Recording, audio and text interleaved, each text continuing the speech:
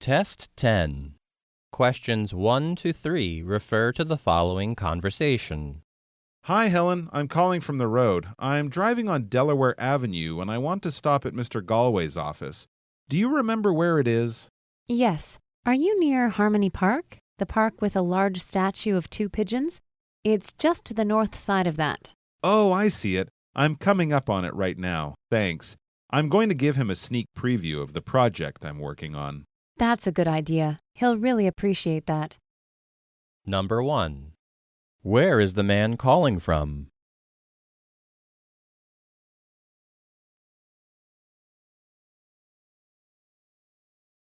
Number 2. How does Helen help the man?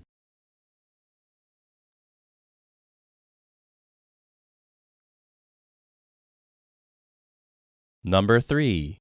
What does Helen think is a good idea?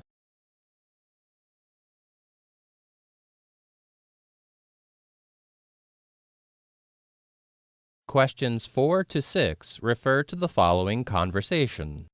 Now that you've tried out the device for a week, we'd like to ask about your experience. Did you notice the device vibrating at times?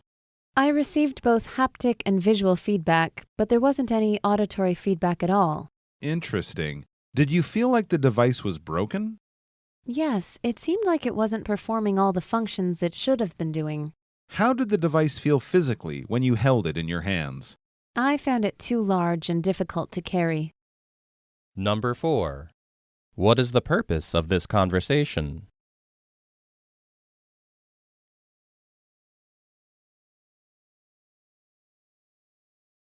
Number 5. What did the woman report about the device?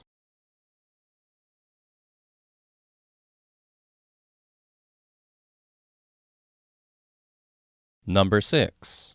How does the woman describe holding the device?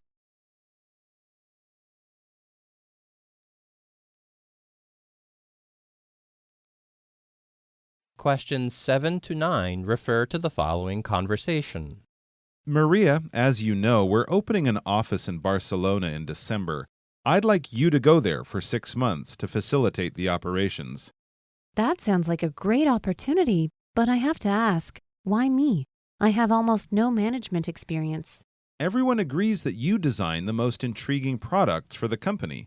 I want our designers in Barcelona to understand the way you come up with your ideas. When exactly would you like me to start? You'd start in October. You'd also get extra vacation time around Christmas so that you can visit home. So, do I have your acceptance? Absolutely. I'm up for the challenge. Number 7. Why is this conversation taking place?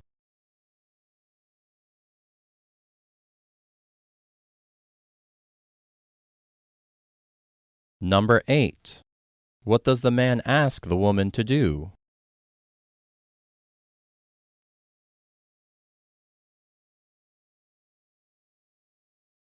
Number 9. What does the man say about the woman's designs?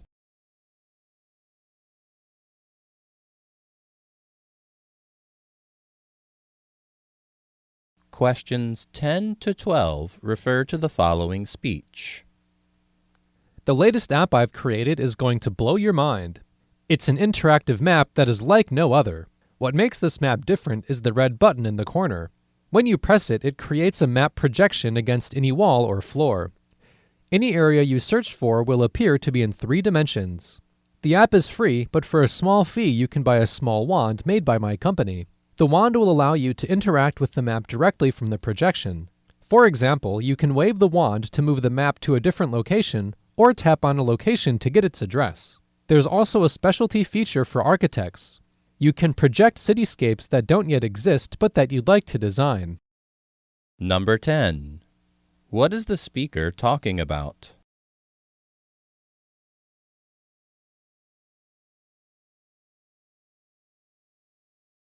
Number 11. What happens when the user presses the red button?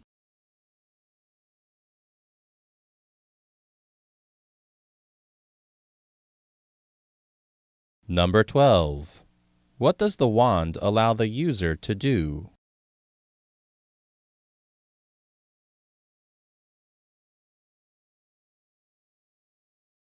Questions 13 to 15 refer to the following speech.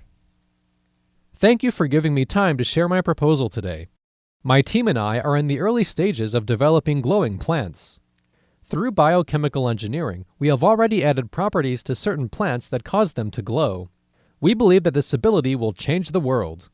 One day, people could read a book without turning on a lamp, and cities could line the streets with bioluminescent trees. The problem that we want to tackle with our research is creating plants that glow with greater intensity. If you decide to give us funding to continue our research, I believe you will be getting in on the ground floor of the most important invention of the future. Number 13. What is the purpose of this speech?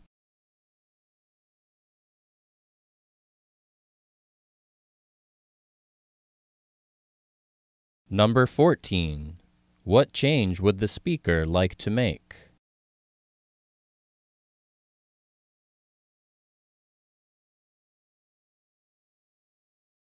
Number 15. What problem does the speaker say he needs to deal with?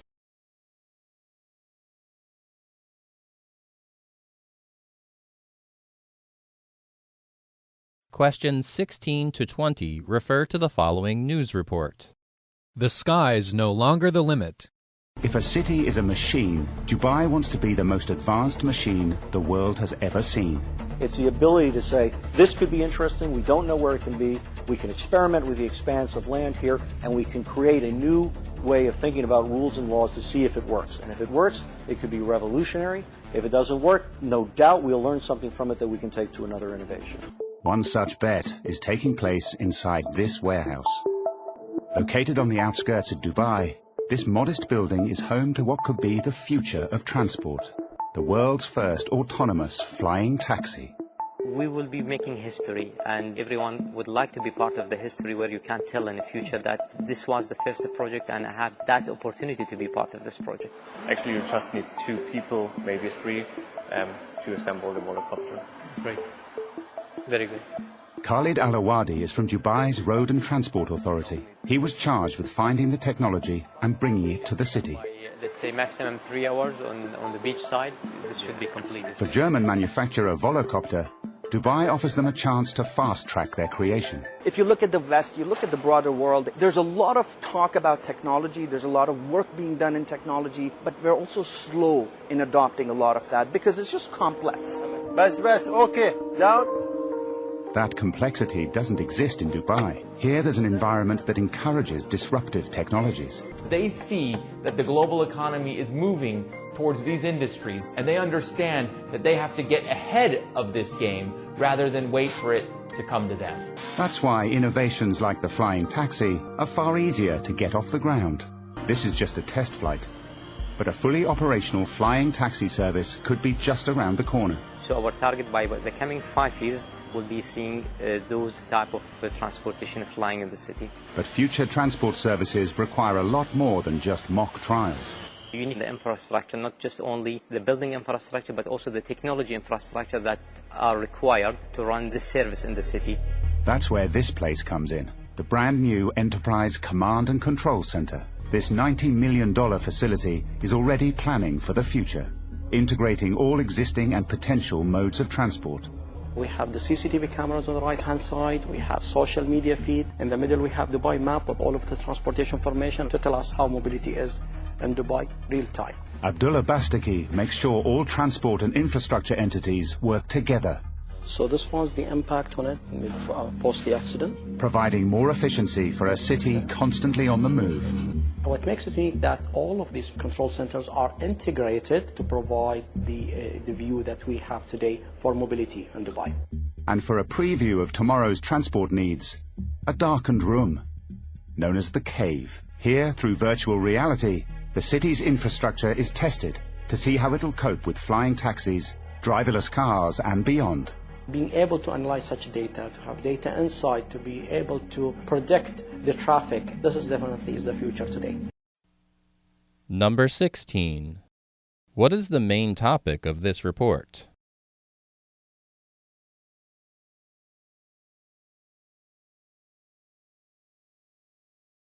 Number 17. Listen to the audio. What is the speaker's attitude toward Dubai's experimentation? If a city is a machine, Dubai wants to be the most advanced machine the world has ever seen.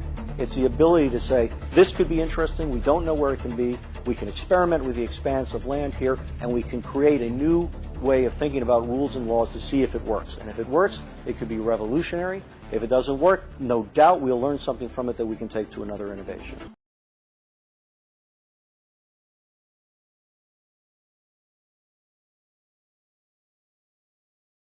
Number 18. Why is Dubai faster to adopt flying taxis?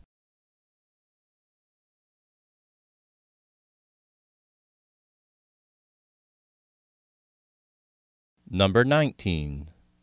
What is the goal of Dubai's Road and Transit Authority?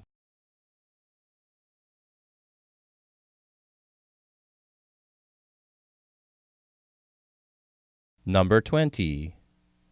What is the purpose of the Enterprise Command and Control Center?